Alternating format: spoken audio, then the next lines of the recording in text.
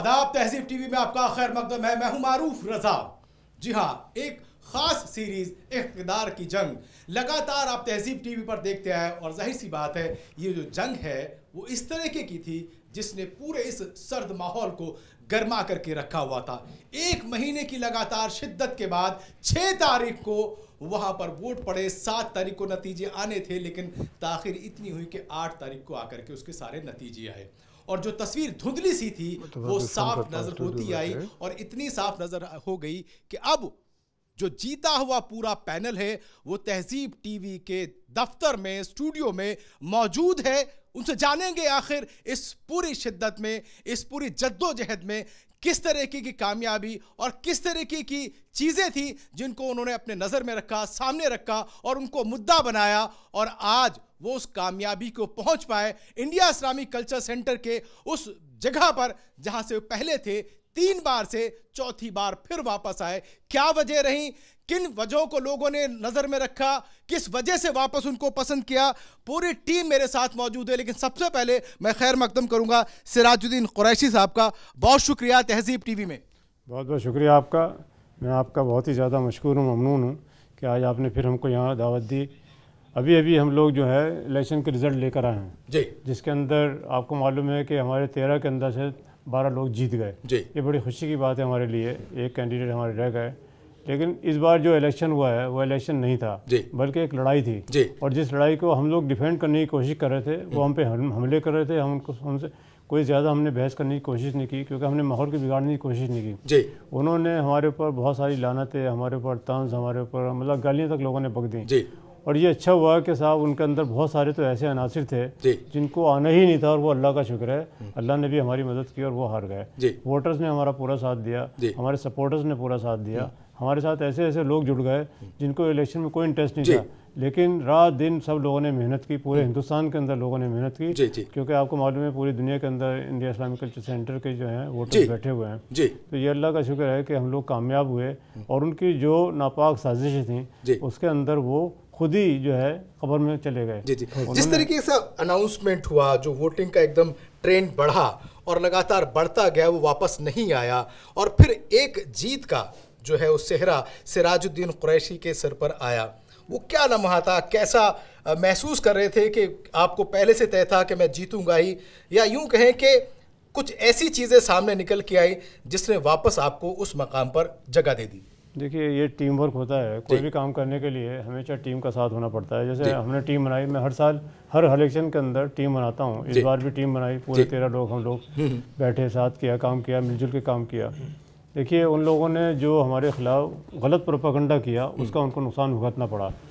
वो जातियत पे आ गए, उन्होंने गालियाँ बकनी शुरू कर दी, उन्होंने ऐसे ऐसे मुद्दे उठाए जिनका कोई ताल्लुक़ नहीं था। इंडिया इस्लामिक कल्चर सेंटर, क्योंकि देखिए हम लोगों ने उसके ऊपर जितनी मेहनत की है, जितना काम किया, 15 साल तक समझ लीजिए कि हमने वक्त ऐसा और अपना खून तक उसको दे दिया, लेकिन इन्होंने कोई आके एक नए पैसे का ना कंट्रीब्यूशन किया, ना इन्होंने एक मिनट का टाइम दिया और आके 15 साल मैंने कभी एक इनमें से जो लोग इलेक्शन लड़ रहे थे, खासतौर पे वो लोग जो उनको सपोर्ट कर रहे थे और हमारे साथ इलेक्शन लड़ रहे थे, इतनी बेहूदगियाँ उन्होंने की हैं इलेक्शन के लिए, गालियाँ बक दी। हमारे यहाँ जो रिटर्न ऑफिसर था उस रिटर्निंग ऑफिसर को उन्होंने थ्रेट तक कर दिया। वो गरीब इतना शरीफ आदमी था, हमने उसको समझा कर रोका। उनके दिमाग में ये था कि इलेक्शन जो है किसी तरह भी मुलतवी कर दिया जाए, बल्कि उन्होंने इतनी हेरा फेरी की। क्या नाम है, बैलेट पेपर जो है वो चुरा लिए गए, पोस्ट ऑफिस से उन्होंने बैलेट पेपर इधर से उधर कर दिए, उसके अंदर गलत चीज़ें डाल दी। हमने सिलेक्शन के अंदर बहुत भुगता, बल्कि मैंने कहा देखिए हमने 3 इलेक्शन कराए हैं और ये जो चौथा इलेक्शन हो रहा है तो एकदम आरिफ साहब उसके ऊपर भड़क गए, कहने लगे आप ही ने कराया ना 3 इलेक्शन, उसने तो कराया नहीं इलेक्शन ऑफिसर ने। मैंने कहा अब इनको मैं क्या जवाब दूं, हम उनकी तहजीब, उनको इज्जत देते हैं, उनका एहतराम करते हैं, उनको इस तरह से नहीं बोलना चाहिए। यानी हाँ इलेक्शन हो गया, लेकिन इतना सपोर्ट रहा। हमारे यहाँ सपोर्टर बैठे हैं, मैडम सभी यहाँ बैठी हैं, इनके जो खाविंद हैं आसिफ साहब, उन्होंने इतना सपोर्ट किया कि मैं उसका बयान नहीं कर सकता। यहाँ पे हमारे आरिफ साहब यहाँ बैठे हैं, इन्होंने रात दिन मेहनत कर दी। और उसके बाद सबसे बड़ा नाम अगर मैं लूँ तो हमारे सलामत साहब बैठे हैं, हमारे नवेद हामिद साहब बैठे हैं। साहब इन लोगों का जो कंट्रीब्यूशन है इलेक्शन के अंदर, जो इन्होंने मेहनत किया है, जो इलेक्शन इन्होंने लड़वाया है, जितवाया, कोई इनको मतलब नहीं, लालच नहीं, इसमें से मेंबर हैं नहीं उसको छोड़ दीजिए, लेकिन इन्होंने पूरे इलेक्शन को इतना ज़बरदस्त ऑर्गेनाइज किया है कि हम लोगों की जीत जो है वो तो अल्लाह की तरफ से हुई, लेकिन इन लोगों ने पूरा सपोर्ट कराया है। उन्होंने पूरी मेहनत की, रात दिन लगाया इलेक्शन लड़ाने के लिए। क्यों लड़ाया? क्योंकि इनको पता लग गया कि जो दूसरे वाली टीम है वो सारी की सारी झूठ के ऊपर इलेक्शन लड़ना चाहती है। उन्होंने कह दिया 15 साल के अंदर इंडिया इस्लामिक कल्चर सेंटर में कोई काम हुआ ही नहीं। अगराज व मकासिद को उन्होंने उठा के ताक में रख दिया। हमने अगराज व मकासिद से ज़्यादा काम किया। अगराज व मकासिद क्या होते हैं? वो तो एक ताक में, एक क्या है कि किताब की शक्ल में होती है। हमने उसके ऊपर जो काम किया है वो इंडियन हिस्ट्री के अंदर वो लिखा जाएगा। इंडिया इस्लामिक कल्चर सेंटर को हमने जो डेवलप किया 15 साल के अंदर, पूरी टीम को साथ लेकर चले। मेरे साथ ऐसे भी लोग थे, जब हम पिछली बार आपके यहाँ आए थे, हमारे यहाँ 5 साल 10 साल 20-15 साल ये तीनों टर्म के अंदर लोग जीत के आए।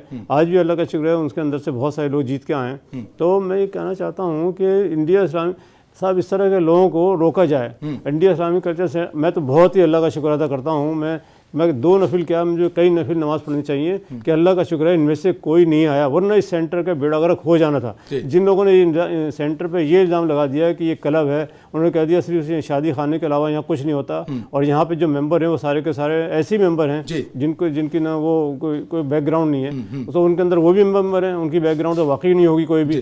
तो ऐसे मेंबर, अल्लाह का शुक्र है, मैं तो दुआ करता हूँ कि अल्लाह ताला ने हमको हमारे ऊपर इस इंडिया इस्लामिक कल्चर सेंटर को बहुत बड़ा रहम फरमाया कि इन लोगों को यहाँ से हटा दिया, दूर कर दिया और ये हार गए। जी सलामतुल्लाह साहब जज्बाती भी हो गए थे, थोड़ा सा बहक भी गए थे, इसी जगह पर बैठे थे।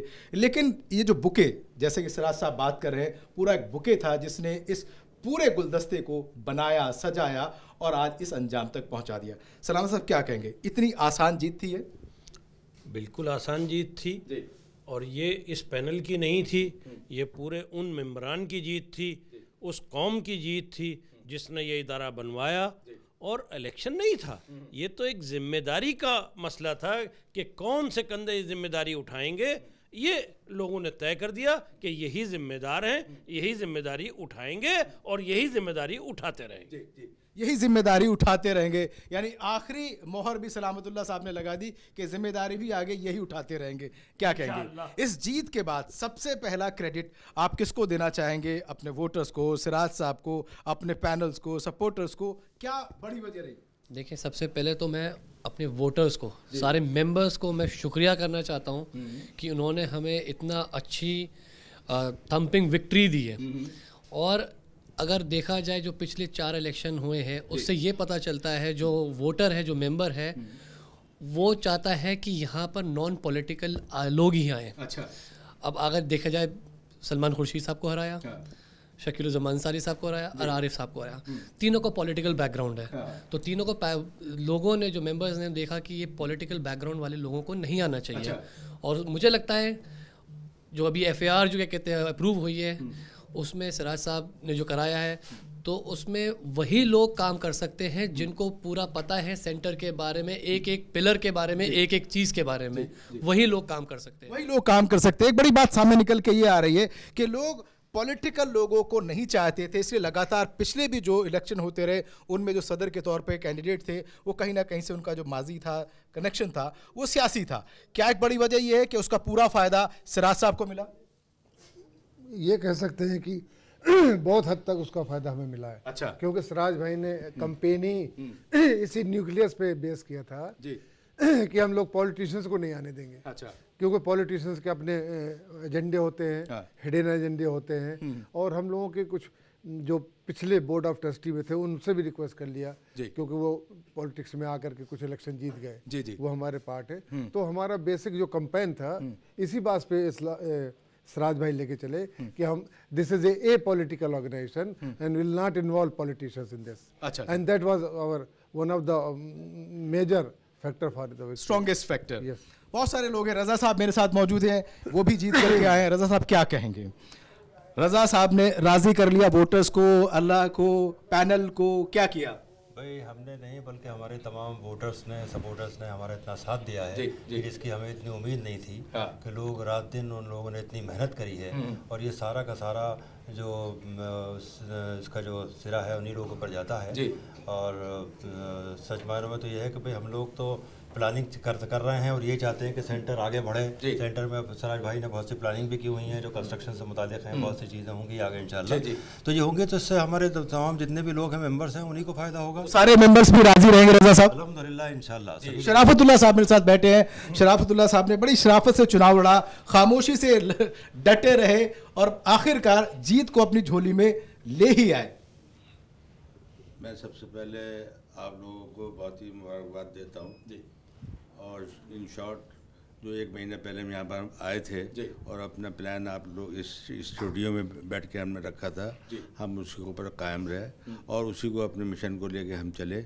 और वो मिशन में हम पहले ही आपको सारी चीज़ एक्सप्लेन कर चुके हैं। प्रेसिडेंट साहब ने हमारे सारी चीज़ एक्सप्लेन कर दी थी। हमारा मोटिव है हम काम करके दिखाएं, काम करके दिखाया है, आगे भी काम करके दिखाएंगे।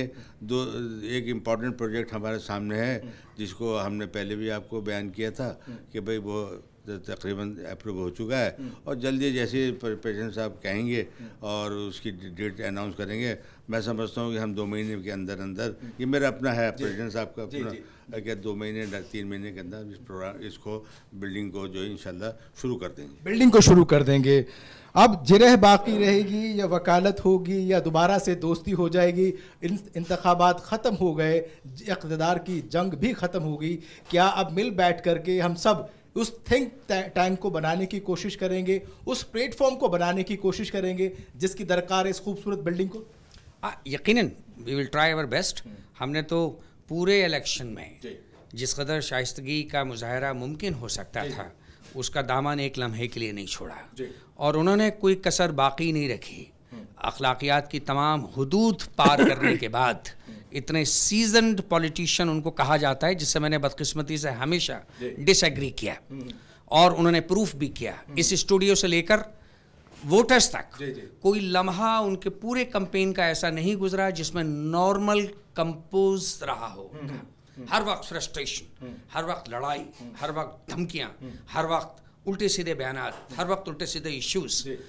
ये सेंटर की शान शान नहीं था जिस मेयार का इलेक्शन उन्होंने लड़ा, लेकिन इसके बावजूद भी we are thankful to you.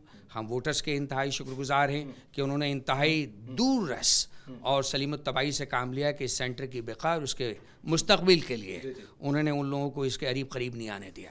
और जिस थम्पिंग मेजॉरिटी के साथ सिराज कुरैशी साहब की क़यादत में हम सब लोगों ने इलेक्शन जीता, वो पूरी दुनिया में जग रोशन है। इसलिए हमारी तरफ से मुसलसल ये कोशिशें रहेंगी कि हम उनको फिर एक बार दावत दें कि आइए तशरीफ़ लाइए, लेकिन तमीज़ और तहज़ीब के साथ। तहज़ीब के साथ। तहज़ीब टीवी भी ये चाहता है कि गुफ्तगू हो, बयारें हों और लगातार तकरारें भी हों। जाहिर सी बात है, तकरार होती हैं तो एक नई बात निकलती है, एक नई चीज़ आती है, लेकिन इस तकरार में तहज़ीब का दायरा हमें नहीं भूलना। मैं आपको दिखाता हूँ कि आखिर वो वोट का जो मार्जिन है वो कैसा रहा, किस तरीके का रहा। अपने व्यूवर्स को भी दिखाना चाहूँगा कि वो ये देखिए आप सामने 702 वोट्स पड़े आरिफ मोहम्मद खान साहब को और वहीं सिराजुद्दीन कुरैशी साहब को 1339 वोट। तो ये जो बड़ा चुनाव 2 बड़ी शख्सियतों के बीच में था वो ये एसएम खान साहब को मिले 1036 वोट, जो कि वहां पर नायब सदर हैं, वाइस प्रेसिडेंट हैं और वो जीते हैं। वही हम बात करें बदरुद्दीन खान साहब जो कि एग्जीक्यूटिव कमेटी में से थे, 1022 वोट पड़े। शाना बेगम साहिबा को 994 वोट पड़े। सिकंदर हयात साहब को 980 और बहार बरकी साहब को 897 वोट्स पड़े। ये वो नतीजे जो हम आपको बता रहे हैं, अभी तक किसी भी चैनल के पास वो नहीं आए, हम अपने व्यूअर्स को बताना चाह रहे हैं। बीओटी की बात करें, बोर्ड ऑफ ट्रस्टी की, तो अब अबरार अहमद खान साहब को 1232 वोट्स पड़े और अबूजर खान साहब को 1038 वोट्स पड़े। वहीं अहमद रजा साहब को 838 वोट पड़े। जमशेद जैदी 833 वोट्स के से निकले और शराफतुल्लाह साहब को 845 वोट पड़े। वहीं शमीम अहमद साहब को 697 और कमर अहमद साहब को 983। मैं बता दूं कि कमर अहमद साहब जो है वो आरिफ मोहम्मद खान साहब की पैनल से थे, वो इस बीओटी में शामिल हो गए और एक जो मैं कहूं कि कैंडिडेट जो है वो इस टीम से कम हो गया। एक खातून मेरे साथ बैठी है, जाहिर सी बात है बात पूरी हो तो आधी आबादी के साथ होनी भी ज़रूरी है। आधी आबादी को जो तय करती हैं वो बैठी है मेरे साथ। क्या कहेंगे शबी जी, किस तरीके से मुबारकबाद देंगे, किसको देंगे? देखिए, मैं मुबारकबाद सारे मेंबर्स को दूंगी जिन्होंने इतना अच्छा रिज़ल्ट दिखाया अपोजिशन को, और जिसमें आपने कमर अहमद साहब का जिक्र किया, उनके वो पैनल से नहीं थे। वो ये पिछली दफ़ा भी जीत कर आए थे, वो अपने बलबूते पे जीते, आरिफ साहब के बलबूते पे वो नहीं जीते हैं। आपकी टीम से नहीं थे? हाँ, नहीं, हमारी टीम से भी नहीं थे, लेकिन वो उनकी टीम से भी नहीं थे, ये मैं क्लियर कर दूं। वो खुद पहले से आए थे, उन्होंने उनको हड़प लिया था। अच्छा। आरिफ साहब ने। अच्छा। तब भी मतलब उनके ऊपर कोई असर नहीं पड़ा, उनको तो जीतना ही था। कमर साहब को तो जीतना था। तो ये तो कोई उनकी पैनल की कोई बड़ाई की बात नहीं है, माफ़ कीजिएगा। दूसरा ये कि बहुत अच्छा हमारे मेंबर्स ने, हमारे वोटर्स ने एक अपनी सोच का मुजाहरा किया है कि उन्होंने ये इंसाफ किया है इस्लामिक सेंटर के साथ कि जिसने ये मुहिम लेके चले थे सिराज कुरैशी साहब और उनकी टीम, वो इस लायक हैं और लायक रहेंगे इंशाअल्लाह कि वहाँ से हमें उम्मीद हो रही है। वहाँ ये अखाड़ा नहीं हो सकता जो और ये विधानसभा और लोकसभा में होता रहता है। अल्लाह हमारे इस इदारे को बचा के रखा, मैं अल्लाह का शुक्र अदा करूँ। चलिए, बहुत अच्छी बात है। कमर अहमद खान साहब इंडिपेंडेंट थे, आज़ाद उम्मीदवार थे और वो जीत गए, पिछली बार भी जीते थे। हामिद साहब का एक बड़ा रोल रहा है। हामिद साहब बड़ी खामोशी से बैठे रहे, कई मजलिसों की उन्होंने सदारत भी की, लेकिन चैनल के सामने नहीं आए, टीवी पर नहीं आए। अब आए हैं। मैं चाहता हूँ कि कम से कम बता दें कि नावेद साहब, आपका, आपकी टीम का और आपके मशवरों का कितना बड़ा रोल? देखिए, सबसे पहले अगर हम मेंबरान के फ़हम का एतराफ़ ना करें तो ये बहुत बड़ी ज़्यादती होगी। मेंबरान ने जिस फ़हम के साथ इस पूरी टीम को चुना है वो वाकई तारीख़ी एक फ़ैसला है। अच्छा। दुनिया के सकाफ़ती नक्शे के ऊपर जो इस्लामिक सेंटर का मकाम जिस टीम ने बनाया था और जिस आदमी की रहनुमाई में बनाया गया था, ये नतीजा उसका एतराफ़ है, उसकी नुमाइंदगी करता है, उसका एतराफ़ है, उसकी नुमाइंदगी करता है। और मैं समझता हूँ कि मेंबरान ने बहुत ही तवक्कात के साथ इस टीम को पहले से ज़्यादा मजबूती के साथ तक़वियत दी है, जिताया है। लेकिन इलेक्शन को बड़ा टफ समझा जा रहा था, बड़ा करीबी समझा जा रहा था, यहाँ तक ये भी बताया जा रहा था कि उलट फेर हो सकता है। मैं इस बात से किसी वक्त भी इत्तेफाक नहीं मैंने किया। अच्छा। क्योंकि जब ये सवाल उठता था तो इसका मतलब ये कि हम मेंबरान की अक्लमंदी और फहम के ऊपर सवालिया निशान लगाते थे। अच्छा। जो बिल्कुल काबिल कबूल था ही नहीं। अच्छा। पहले दिन से जब से सो कॉल्ड सेवियर ग्रुप आया सामने, नतीजा तय हो गया था कि ये फ्रस्ट्रेटेड लोगों का एक ग्रुप है जो हमेशा पिछले 15 साल से सेंटर के ऊपर कब्जा करने की कोशिश करता रहता है और तरह तरह के कैंडिडेट लेके आता है। अब एक नया कैंडिडेट लेकर आया है, लेकिन उनके नाम से लोग चौकन्ने हो गए, मेहमान चौकन्ने हो गए और उन्होंने कहा कम से कम इस ग्रुप का एंडोर्स किया हुआ कोई भी शख्स आएगा, हम उसको जो है कम से कम उसको गले नहीं लगाएंगे। सेवियर ग्रुप किसी भी अपने उम्मीदवार को सेव नहीं कर पाया, बिल्कुल सेव नहीं कर पाया, बल्कि हमेशा की तरह उस उम्मीदवार के लिए ये सेवियर ग्रुप बोझ बन गया। बहुत सारे मेरे साथ और लोग मौजूद हैं जो कैंडिडेट भी हैं और सपोर्टर्स भी हैं। लगातार बातें निकल के आ रही हैं। जाहिर सी बात है, एक आदमी अकेले दम पे कुछ नहीं कर पाता, पूरी टीम जब लगती है तब जाके वो नतीजे सामने आते हैं। मेरे साथ बैठे हैं, क्या बताएंगे जी, इस जीत का सेहरा किसके सर? तमाम मेंबरान्स और सच्चाई के ऊपर है। सच्चाई की हमेशा से जीत होती रही है और आज भी हुई है। ये सच्चाई सिराज साहब की है। सिराज साहब इंतहाई सच्चे और ईमानदार इंसान हैं। आज तक कोई भी इस इदारे पर 1 रुपये का भी कोई भ्रष्टाचार का कोई आरोप नहीं लगा सका है। तो ये एक बहुत बड़ी जीत है और इस बात को तमाम मेंबरान जो हैं समझते हैं, इसलिए उन्होंने वोट किया सिराज साहब को और जिताया। इल्ज़ाम तो बहुत लगते रहे, जाहिर सी बात है, अगर इल्ज़ाम नहीं लगे होते तो आपकी तरफ से जवाब भी नहीं आते। बहुत सारे इल्ज़ाम लगे कि फ़र्जी वोट भी थे, बहुत सारी जो फाइनेंशियल जो है वो गड़बड़ियाँ थी और जो अगराज़ व मकासद थे वो भी नहीं हुए। तमाम ये चीज़ें वहाँ से आई। देखिए, उनका तो मकसद ही सिर्फ ये था कि लोगों को बहला के, झूठी बातें फैला के, अफवाहें फैला के, हम पहले सिराज भाई पर उनकी टीम पर इल्ज़ाम लगा के लोगों को भड़कलाना था, और जो एक पॉलिटिशियन का एक आम चीज़ है ये।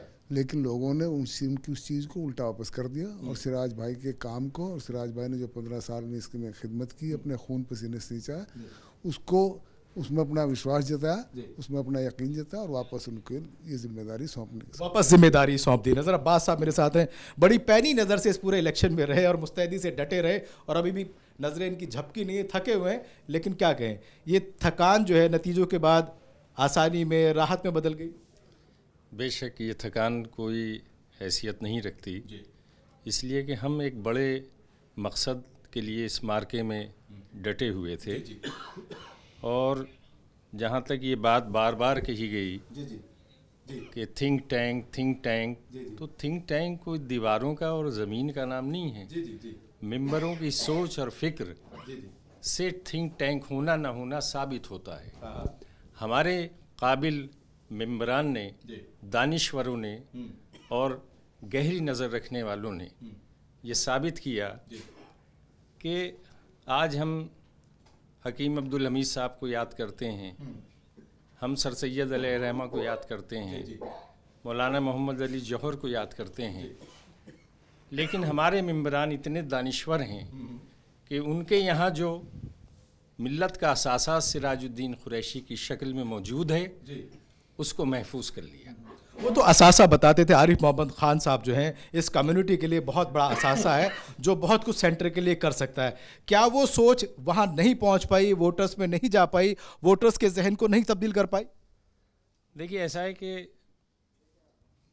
अवाम या मेंबरान हमारे इस बात से अच्छी तरह वाकिफ़ हैं कि सकाफ़ती, तहजीबी, तालीमी, समाजी इदारे अगर सियासतदानों के हाथ में जाएंगे तो वो गैर महफूज हो जाएंगे, उनका कोई मुस्तकबिल नहीं बचेगा। और जो उनका टारगेट है, जो एम है, जिस मकसद के लिए बनाए गए, सियासतदान उनको उन मकासद के तहत इस्तेमाल नहीं करेगा बल्कि अपनी मर्जी से अपना एजेंडा लागू करेगा। And that will be very disasters for all the institutions. अच्छा, डिज़ास्टर बता रहे हैं नज़र अब्बास साहब के, बहुत बड़ा डिज़ास्टर होता है इस तरीके के इंस्टीट्यूशन। मैं वापस सिराजुद्दीन कुरैशी साहब के पास आऊँगा। सिराज साहब, लगातार एक के बाद एक बड़े से बड़ा सियासी कद्दावर नेता, उम्मीदवार आपके सामने आता रहा, और इस बार तो ये कह दिया गया था कि सिराज साहब तो कह चुके थे कि नहीं आऊँगा, और फिर आए। तो क्या लगता है ये तमाम चीज़ें बार बार आपको घेरे में लेती रही, कहीं ना कहीं जहन में कौंधती रही, उसके बावजूद भी आप डटे रहे, जमे रहे,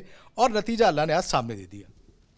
देखिए ऐसा है कि इंडिया इस्लामिक कल्चर सेंटर के साथ एक प्यार है, जी जी जी, उसके साथ इतनी उनसियत और मोहब्बत हो गई है जी कि उसके बारे में ज़रा सा भी गलत सोचना या कोई उसको नुकसान पहुँचे सोचना मेरे ख्याल से मेरे से बर्दाश्त नहीं होता जी।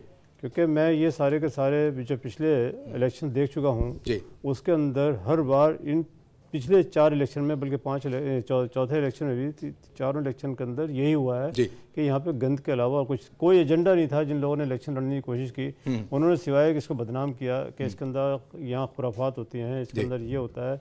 यानी हमने हर मेंबर को इज़्ज़त दी। हर मेंबर जो है वो कभी ये नहीं कह सकता, जो दानिशमंद है, जो अक्लमंद मेंबर है, वो आके बैठता है, इज़्ज़त देता है, इज़्ज़त लेता है, इज़्ज़त करवाता है। इन्होंने आके कभी इज़्ज़त नहीं की, हमारी हर मीटिंग को डिस्टर्ब करने की कोशिश की। और ये वही 8-10 लोग थे जिन्होंने इलेक्शन लड़ा और आरिफ साहब को इलेक्शन लड़वाया। मुझे अफसोस इस बात का है, मैंने पिछली बार भी ये बात कही थी, अगर आरिफ साहब एक बार मेरे से सिर्फ झूठे पे बात भी कर लेते, टेलीफोन पे भी कर लेते, तो मैं शायद उनको दावत देता, बुलाता, उनका एजेंडा पूछता मैं। अगर उनका एजेंडा मुझे अच्छा लगता तो मैं शायद इस फील्ड से हट जाता और मैं उनको बगैर इलेक्शन लड़े ही बगैर उसके उनको इलेक्शन उनको मतलब बगैर अपोज किए हुए जितवा देता। लेकिन उन्होंने ना बात की, बल्कि ये बड़े अफसोस की बात है कि साहब मुझे थ्रेट्स आई, यानी धमकियाँ आई, और मुझे कहा गया कि आप इलेक्शन मत लड़िए, लोगों से कहलवाया गया कि इनको बिठाइए। मैं बड़े बड़े लोगों की बात कर रहा हूँ, जो बड़े तो हमें भी आई, आपको भी आई होंगी। देखिए इस तरह की बातें जो हैं इंडिया इस्लामिक कल्चर सेंटर के लिए शायद बहुत ही नाज़ेबा हैं। और मैं सबसे आपके तवस्सुस से सब लोग देख रहे हैं, सुन रहे हैं, मैं हमेशा अपील करना चाहूँगा कि इस तरह के इदारों को साहब ऐसी सियासत से दूर रखा जाए। सियासी लोग से हमारा भी ताल्लुक़ है, उनके ताल्लुकात अगर 5% हैं तो मेरे 10% होंगे। उन्होंने सियासत में कदम रखा है, लेकिन मैं सियासी लोगों को जानता हूँ, सियासत के बारे में मैं उनसे ज़्यादा जानता हूँ, उतनी नहीं जानते होंगे। लेकिन गंदी सियासत से हमेशा सेंटर को दूर रखने की मेरी कोशिश रही है, और अल्लाह का शुक्र है मुझे इस बात का बहुत ही सुकून है आज मुझे कि मैं इन लोगों को उसमें हावी नहीं होने दिया। और अल्लाह का शुक्र है इंडिया इस्लामिक कल्चर सेंटर ऐसे नापाक ये लगता रहा तमाम जगहों से, ख़ास करके आपके मुखालिफिन से, कि सिराज साहब जो है वहाँ पर सियासतदानों की ताजपोशी करते हैं। देखिए उन्होंने तो बल्कि प्राइम मिनिस्टर के बारे में ये बात कही कि प्राइम मिनिस्टर जो है ना, मैं तो उनको भी नहीं गर्दानता। देखिए मैं तो मुल्क के हर सियासी शख्स को, ख़ास तौर पे जो वज़ीर आज़म जिस तरह के ओहदे बैठे हों, मैंने हमेशा सबकी इज़्ज़त की है। मुझे इससे कुछ लेना देना नहीं होता वो किस पार्टी से हैं, किस सियासी पार्टी से उनका ताल्लुक़ है। क्यों? क्योंकि वज़ीर आज़म है। ठीक है। मैंने हमेशा हर वज़ीर आज़म की इज़्ज़त की है। मोदी जी से भी मेरे बहुत अच्छे ताल्लुकात रहे हैं। आज भी मैं उनको इज़्ज़त इसलिए देता हूँ कि वज़ीर आज़म है, हमको देना भी चाहिए, चाहे कोई भी वज़ीर आज़म हो। और उन्होंने भी, मैंने हमेशा उनसे जब भी मैं मिला, हमेशा मैंने मुस्लिम कॉज की बात की है, अब हमेशा कम्युनिटी की बात की है उनसे जाके, कभी अपनी ज़ाती मफाद के लिए उनसे मिला नहीं। और मैंने भी ये कोशिश की है कि वज़ीर आज़म को और जो हिंदुस्तान के मुसलमान हैं उनको एक साथ बैठना चाहिए, बातचीत करनी चाहिए। तो मैंने कभी, लेकिन उन्होंने तो ये गर्दान दिया कि नहीं, वज़ीर आज़म जो है वो मेरे, उनके कहने का मतलब यही था, लहजा ये था कि बड़े बड़े वज़ीर जो है मेरे पैर पकड़ते हैं, शायद वज़ीर आज़म को भी मैं नहीं गर्दानता, और ये जो है उनके तलवे चाटते हैं। मैं तलवे चाटता हूँ? मैंने हर एक को इज्जत दी। इंडिया इस्लामिक कल्चर सेंटर आप पूरे आलमी मैप के ऊपर आज मौजूद है। क्यों मौजूद है? क्योंकि सब लोग जान गए इंडिया इस्लामिक कल्चर सेंटर के अंदर क्या क्या एक्टिविटीज़ होती हैं, और यहाँ पे किसी को बुला के इज्जत देना जो है, अगर इसके अंदर तलवे चाटने के बराबर है, तो मुझे बड़ा अफसोस की बात है। उनको अपने इन अल्फाज को वापस लेना चाहिए। मैं तो ये अपील करूँगा। सराज साहब, अब चुनाव हो चुके हैं, नतीजे आ चुके हैं, अब एक नई सुबह का आगाज़ होगा। वो सुबह कैसी होगी, उसमें और क्या चीज़ें ऐड ऑन की जाएंगी, क्या नई चीज़ें आएंगी, ताकि जो मायार है इस खूबसूरत इमारत का वो और बढ़े? देखिए, हमारे तमाम मेंबरान ने यहाँ बैठ के आपसे गुफ्तगू की। उन्होंने अपने अपने ख्यालात का इजहार किया। हर एक ने इंडिया इस्लामिक कल्चर सेंटर, देखिए हर एक का दिलचस्पी हर एक की ये है कि इंडिया इस्लामिक कल्चर सेंटर जो इस मुकाम पे आज है, उसका ग्राफ जो है ऊपर बढ़ना चाहिए। और ये अल्लाह का शुक्र है, नज़रबाज साहब ने जैसे अभी आपसे, हम ये चाहते हैं कि इसका ग्राफ जो है अब बढ़े।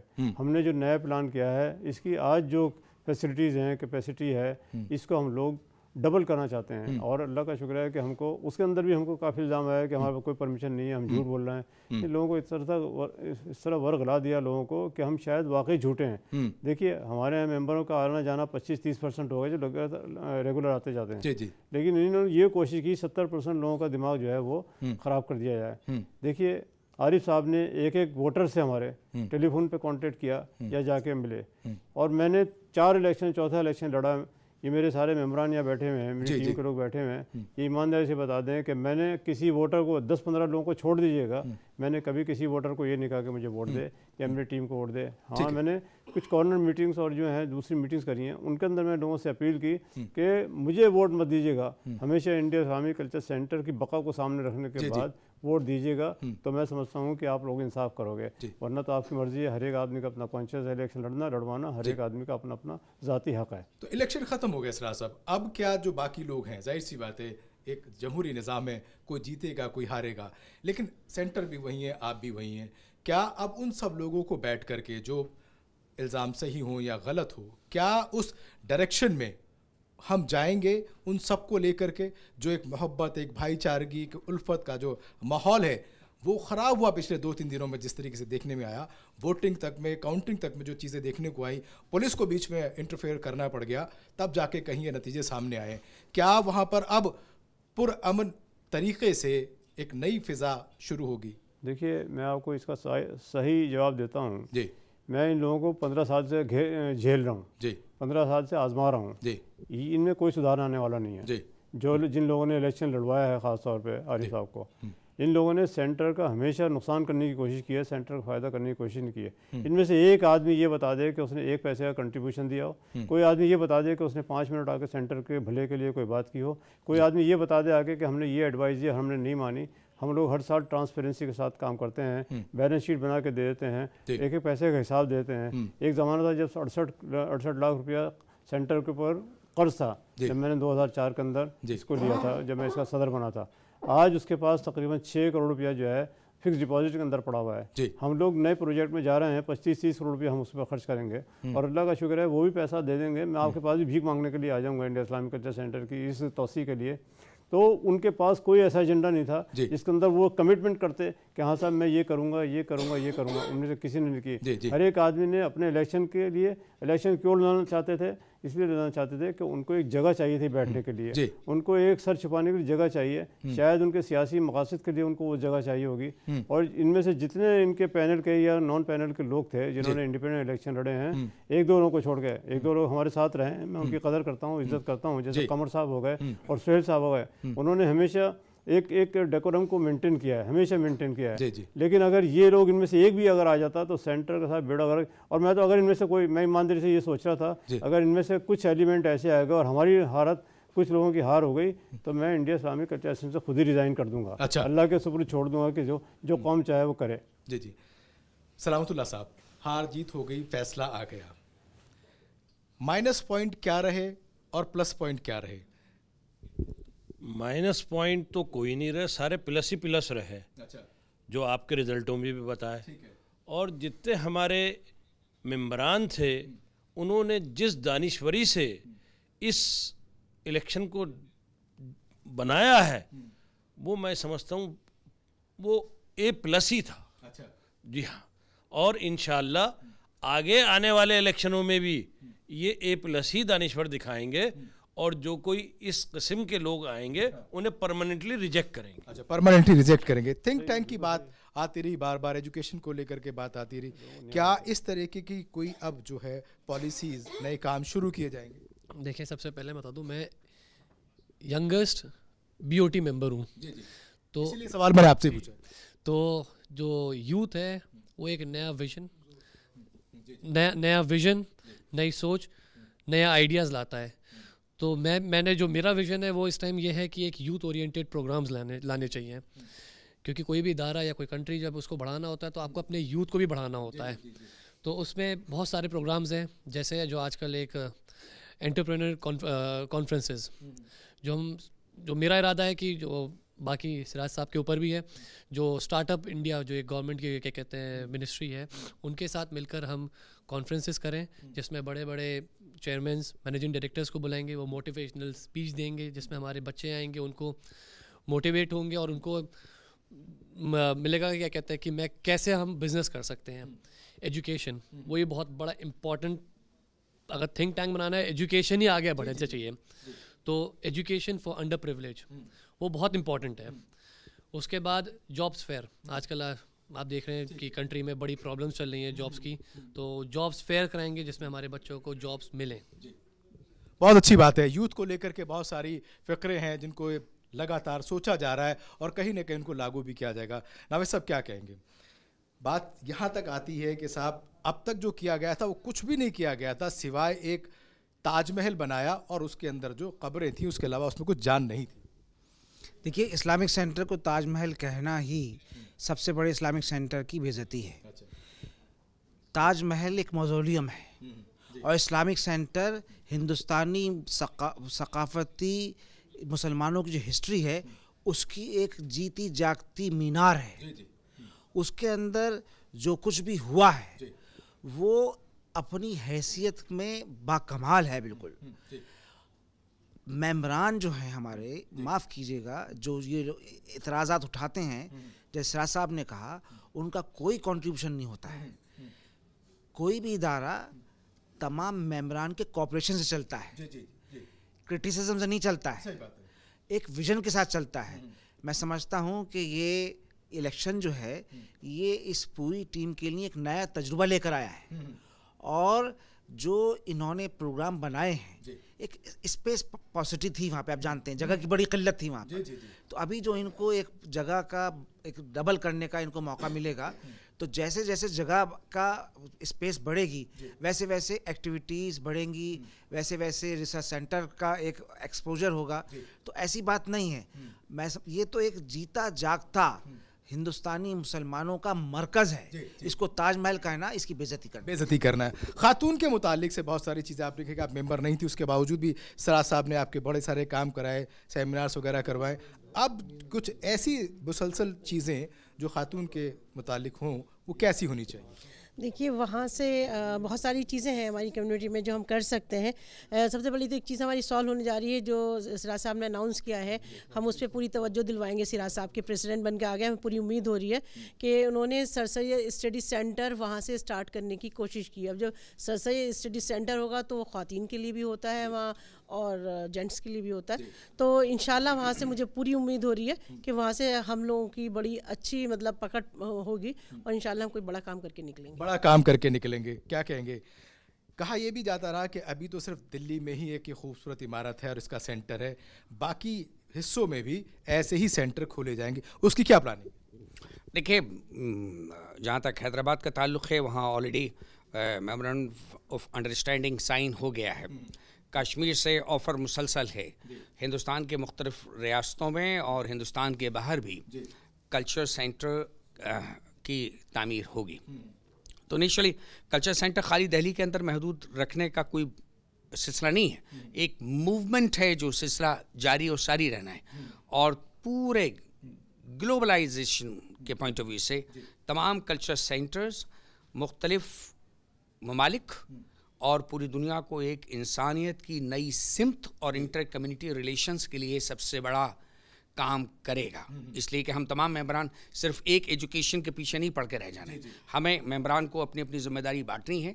और सबसे बड़ा तकाजा जो पूरी दुनिया के सामने है वो इंसानियत का है, और इंडिया इस्लामिक कल्चर सेंटर उसमें इंतहाई लीडिंग रोल अदा करने जा रहा है। ठीक है, और उसके लिए आपकी भी मदद दरकार हो। हम हमेशा हाजिर हैं, हम भी क्योंकि जमहूरी निज़ाम के एक हिस्से हैं। शराफत साहब क्या कहेंगे?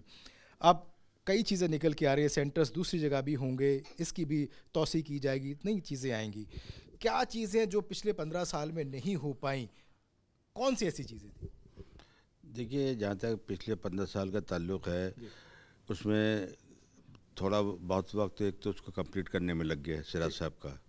उन्होंने इसको अपने फिर दूसरे टर्म के अंदर उसको उन्होंने बखूबी उसको चलाया।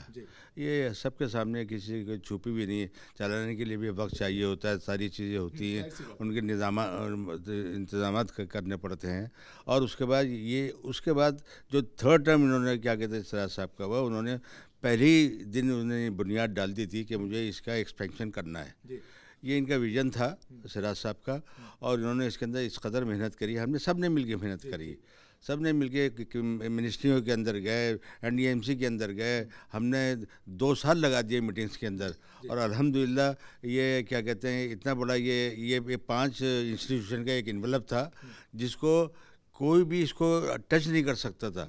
पॉलिसी चेंज कराई गई गवर्नमेंट से, और गवर्नमेंट ऑफिसर्स ने हमारा इतना साथ दिया जिसका हम उनके शुक्रगुजार हैं कि उन्होंने हमारा इस प्रोजेक्ट को जो है क्या कहते हैं अप्रूव किया, और अप्रूव करने के बाद हम इसको लेके चले गए। जहाँ तक इसका ताल्लुक है, क्या चीज़ नहीं हुआ, क्या चीज़, सारा प्रोग्राम हम आपको मुतला कर चुके हैं। यहाँ पर ट्रेनिंग सेंटर बनने हैं, IPS की ट्रेनिंग की होनी है, वुमेंस के लिए हम अब सेंटर खोलेंगे, उनके और बहुत सारी एक्टिविटीज़ हैं, उनको हम टेकअप, बहुत कुछ करना बाकी है, बहुत कुछ करना बाकी। सिराज साहब, अक्सर ये सवाल उठता है कि आखिर मेंबर कौन बन सकता है, कैसे बन सकता है। एक इल्ज़ाम साथ में ये भी चिपका रहा, चस्पा रहा आपके साथ कि सिराज साहब ने जो मेंबर है अपनी मर्ज़ी से बनाए।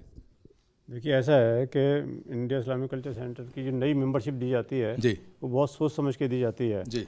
और हमारे जो कन्वीनर हैं अबरार साहब बैठे हुए हैं जी, ये पिछले 5 साल इसके कन्वीनर रहे हैं। हर एक मेंबर की स्क्रूटनी होती है, एप्लीकेशन की स्क्रूटनी होती है, पूरा सिस्टम बना हुआ है। और इनके साथ एक पूरा क्या नाम है 5-6 लोगों का वो है कमेटी बनी हुई है। उस कमेटी के सारे लोग मेंबर बैठते हैं, इंटरेक्शन होता है। जो मेंबर अप्लाई करता है उसको बुला के उससे पूछा जाता है मेंबर क्यों बनना चाहता है। जब हम ये देख लेते हैं कि वाकई इसका इंटरेस्ट है और ये कुछ कंट्रीब्यूट करेगा, पैसे की बात नहीं कर रहा हूँ मैं, उसका कंट्रीब्यूशन किसी भी शक्ल में हो सकता है, तालीम से हो सकता है, क्या बिजनेस से हो सकता है, और जो भी वो कंट्रीब्यूट करेगा उसको ये देखते हैं कि एक मेंबरशिप देने में कभी कभी 3-3 साल लग जाते हैं। और अल्लाह का शुक्र है हमने जितने मेंबर बनाए हैं वो सारे, लेकिन कुछ ख़राब मेंबर भी आ गए हैं, जैसे जिस तरह के लोगों ने हमारे साथ इलेक्शन लड़ा, इस तरह के लोग भी वो पीछे बैकडोर से आ जाते हैं, सिफारिशें ले आते हैं, घुस जाते हैं आके। लेकिन हमारी मजबूरी होती है क्योंकि हमें ये नहीं मालूम होता कि वो तकरीबकार लोग भी सेंटर के अंदर आ रहे हैं। लेकिन अब इंशाअल्लाह हम कोशिश करेंगे कि बहुत ज़्यादा स्क्रूटनी करें और बहुत अच्छे लोगों को लिया जाए। अच्छा, उसकी फ़ी क्या है, क्राइटेरिया? बहुत कम लफ्ज़ों में क्राइटेरिया बहुत सीधा सा है कि जिस आदमी की अच्छी बैकग्राउंड हो, जिस आदमी के दिमाग में ये हो कि इंडिया इस्लामिक कल्चर सेंटर के लिए वो कुछ करना चाहता है, ये सबसे बैकग्राउंड। उसकी बैकग्राउंड का मतलब ये हो गया कि देखिए वो सोशली एजुकेशनली अच्छा होना चाहिए और उसका जो है सोसाइटी के अंदर एक मकाम होना चाहिए। ये सब चीज़ें जो हैं उस आदमी के पास होनी चाहिए जो मेंबरशिप के लिए अप्लाई कर रहा है। हमने देखिए हिंदू भी रखे हुए हैं, सिख भी रखे हुए हैं और क्रिश्चियन भी रखे हुए हैं, मुसलमान तो हैं खैर उसके अंदर। तो ये भी एक पूरी दुनिया के अंदर ये एक ऐसा मरकज़ है जहाँ पे इतनी बड़ी तादाद के अंदर हिंदू मौजूद हैं। और अगर आप किसी हिंदू इदारे में जाएंगे तो आपको वहाँ पे मुश्किल से 1-2% मुसलमान मिलेंगे। ये हमने 18% गैर मुस्लिम को रखा हुआ है। बहुत बड़ी ये मुझे इस बात का फ़ख्र इसलिए होता है क्योंकि हम ऐसे मुल्क में रहते हैं कि जहाँ हमको सबको साथ लेकर चलना होता है और अल्लाह का शुक्र है कि हम लोग सारे त्यौहार मनाते हैं, सब लोगों के कल्चर को हम लेके चलते हैं और सब लोग के वहाँ पे बहुत खुश होते हैं। हज़ारों लोग जो हैं, हम मेरे ख्याल से हम अब तक इंडिया इस्लामिक कल्चर से लाखों लोग आ चुके हैं। यानी आप ये मान के चलें कि एक नई शुरुआत होगी, बेहतर शुरुआत होगी और पुख्ता शुरुआत होगी और मेंबरान को भी एक मौका इस तरीके का मिलेगा कि उस तरीके से मेंबर आए कि ताकि ये जो मायार है इंडिया इस्लामिक कल्चर सेंटर का वो बना रहे। बहुत शुक्रिया नज़र अब्बास साहब आपका, बहुत शुक्रिया रज़ा साहब आपका, सलामतुल्लाह साहब आपका। मैं माफ़ी चाहता हूँ, आपकी आज टीआरपी नहीं बढ़ा पाया, पिछले में तो बढ़ा दी थी। नहीं, हमें टीआरपी, ऐसी टीआरपी तहजीब टीवी को कतई नहीं चाहिए जो तहजीब के दायरे के बाहर की हो। यहाँ पर एक बात होती है कि एजेंडा होता है जिस पर हम सॉल्यूशन तक पहुँचने की कोशिश करते हैं और अपने व्यूवर्स को ये बताते हैं कि असल में जर्नलिज्म क्या है। हमें तमाशा नहीं करना, हमें हंगामा नहीं करना। बहुत शुक्रिया सिराज साहब आपका, अबरार साहब आपका, रज़ा साहब आपका, शराफतुल्लाह साहब का और आपका, शबीर साहब आपका और ख़ास तौर से नावेद हामिद साहब आपका भी। और मुबारकबाद है आप तमाम लोग, क्योंकि मेंबरान ने आपको चुना है। जमहूरी निज़ाम में जो जीतता है सिकंदर वही कहलाता है। तो जाहिर सी बात है चौथी बार बतौर Sikandar India Islamic culture centre के सिराजुद्दीन कुरैशी को वहाँ पर कायम किया है मेंबरान में। उम्मीद ये की जानी चाहिए कि भाईचारा, रवादारी, उल्फत, मोहब्बत वहाँ पर कायम रहे और इसी तरीके से आगे जो है इसका जो है फैलाव और बढ़ाव चलता रहे। और जिस तरीके से वादे किए जा रहे हैं, इरादे किए जा रहे हैं कि दिल्ली में नहीं बाकी दूसरे रियासतों में भी इनके सेंटर्स खोले जाएंगे और इसको बतौर थिंक टैंक के और बतौर एक प्लेटफॉर्म के बनाया जाएगा जहां पर पूरी कम्युनिटी के लोग आपस में मिल बैठ करके अपनी बातें कहेंगे और एक मुद्दे तक उसको पहुंचाएंगे, एक अंजाम तक उसको पहुंचाएंगे। बहुत शुक्रिया। मैं फिर हाजिर होऊंगा एक नए मुद्दे के साथ, कुछ नए मेहमानों के साथ। तब तक के लिए खुदा हाफिज।